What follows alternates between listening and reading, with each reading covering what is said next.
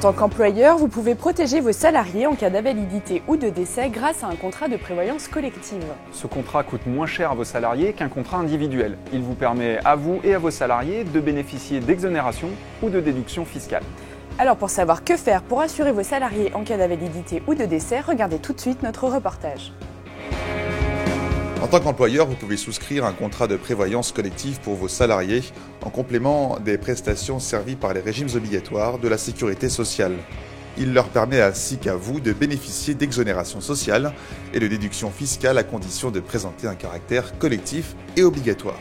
Le contrat est dit collectif lorsqu'il concerne tous les salariés d'une même entreprise ou d'une catégorie d'entre eux définie à partir de critères objectifs, exemple, appartenance à un collège cadre, et sans discrimination. Il revêt un caractère obligatoire lorsque tous les salariés concernés ont l'obligation d'y adhérer. En contrepartie de cette obligation, l'employeur prend en charge toute ou partie des cotisations.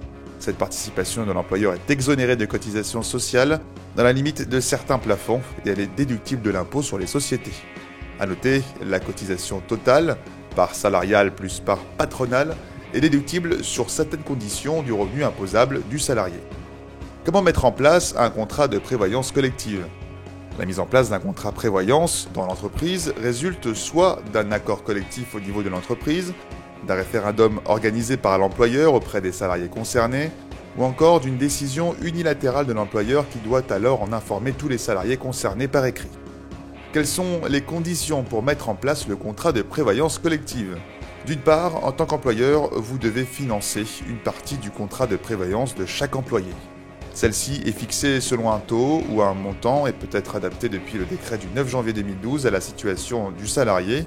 D'autre part, chacun de vos salariés doit adhérer au contrat de prévoyance collective, quel que soit son âge, son revenu, son état de santé, qu'il soit en CDI ou en CDD, et enfin, quel que soit son temps de travail. Quelles sont les garanties offertes ? Les garanties du contrat de prévoyance collective complètent les prestations du régime de sécurité sociale. Elles sont particulièrement nécessaires pour les risques majeurs comme le décès et l'invalidité, pour lesquels l'intervention de la sécurité sociale ne suffit pas pour assurer un niveau de revenu correct au salarié et à sa famille. Premier cas de figure, si un de vos salariés est reconnu par la sécurité sociale incapable d'exercer une activité professionnelle, il est alors en état d'invalidité.